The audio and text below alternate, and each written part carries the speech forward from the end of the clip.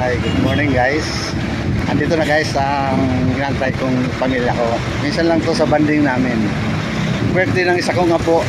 Ayun na sila, nakababa na sila. At dito daw kami. Ayun na guys, natawid na sila.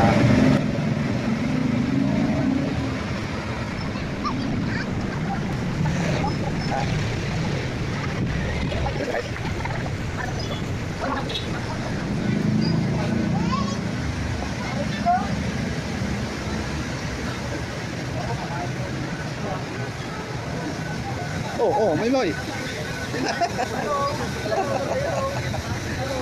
Gawa ko yan. Sa kamarang. Ito guys, nakapasok na kami sa Jollibee. Malapit lang ko sa amin. May moy. Ayun na guys, nakakit na yung pamilya ko. Minsan lang to guys, banding na. Kasi celebration ng isang apo ko. Dito namin gaganatin. Dito kami manangali.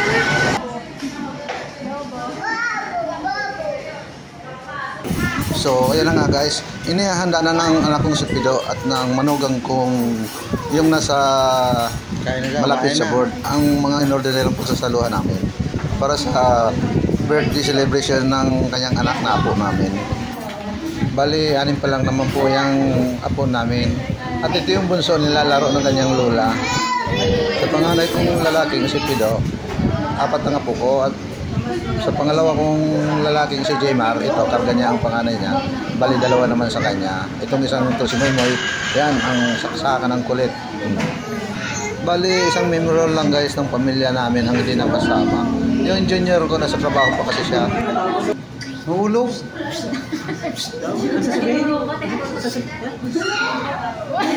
Huwag ka maingay. Hindi na susumbong. Hala.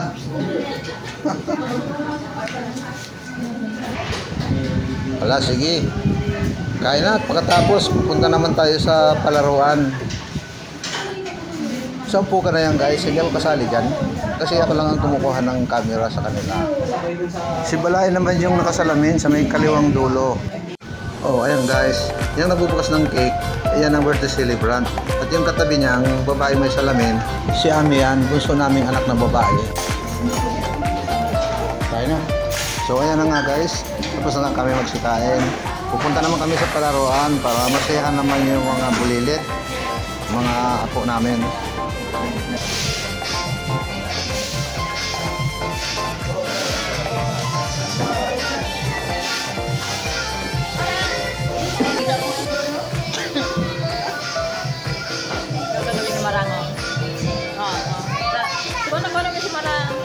Sama mamaya.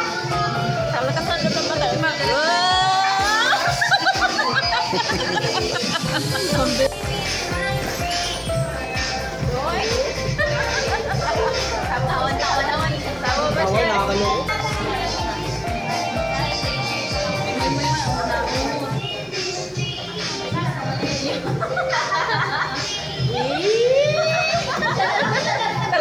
Talagang nice. Sige, habang naglalaro kayo dyan, kami naman ay pipisto na dito sa nakalerang massage chair. Naunahan na nga ako, nandito na yung iba. Pisto ko na lang talagang itinira. Parang may kakaiba dito sa uupuan ko.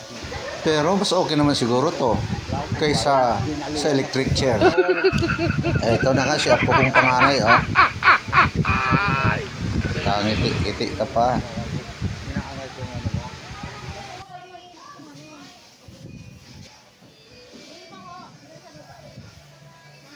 At ito naman yung pupwistuhan ko, bakante pa. At yung katabing yun sa kaliwa ni Nigel, kay amigo niya, barkada niya si Alas. At yung nasa dulo, ayan ay si Moy. Ayun. Habang yung mga nanay nandun sa kabila, binabantayan yung kanilang mga bulilit na anak.